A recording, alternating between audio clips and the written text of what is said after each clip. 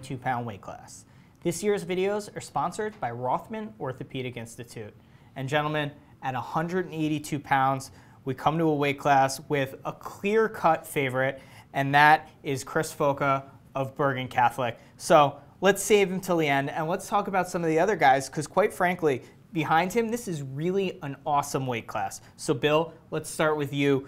Tell me about some of these wrestlers who really are talented at 182 pounds. Yeah, I'll talk with Santino Marina from Pulse Pro. He's a 3-time region champ. He's a 2-time state placer, made the state semifinals a year ago.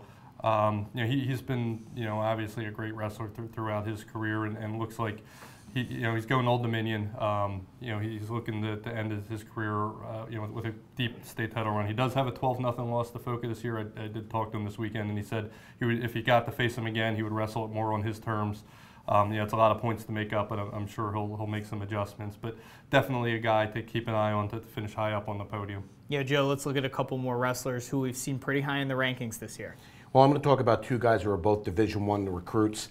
Nick Addison from Rumson Fairhaven. He's going to Stanford. And then there's John Posnansky from Colonia. He's only a junior, but he's already committed to Scott Goodale and Rutgers University.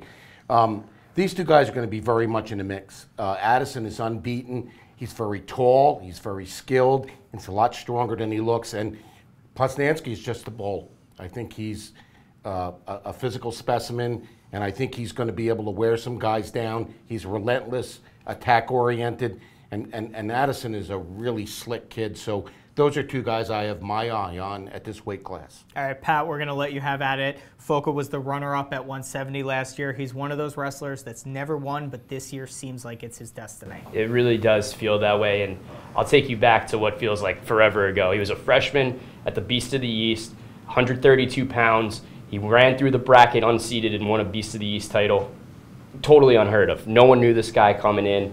He set the bar so high in his first tournament, and it's hard to live up to those expectations sometimes. We see these favorites get to Atlantic City, and we dub them favorites, but like we've said over and over again, anything can happen. And Foca missed the podium that year as a freshman. Sophomore year, he was 3rd. Last year, a runner-up after losing to Michael O'Malley of Hasbrook Heights 3 times.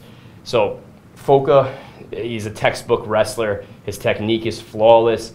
He's fun to watch, and I also love Posnansky. And these guys wrestled at the Beast of the East. It was 16-13, a really fun, exciting offensive match, and I got my fingers crossed that those 2 meet again in the final, because it could be really special. Yeah, but Pat, we're picking our winners here, so I'm going to make you pick who you got in that matchup, if it happens. If it happens, I think it will, and I'm going to go with Foca to finally get the state title that has been elusive to him to this point. Joe, we're going down the line. Who's your pick at 182 pounds? Foca gets off the schneid. All right, Bill, we go to you. Do you make it unanimous? It's unanimous, Foca.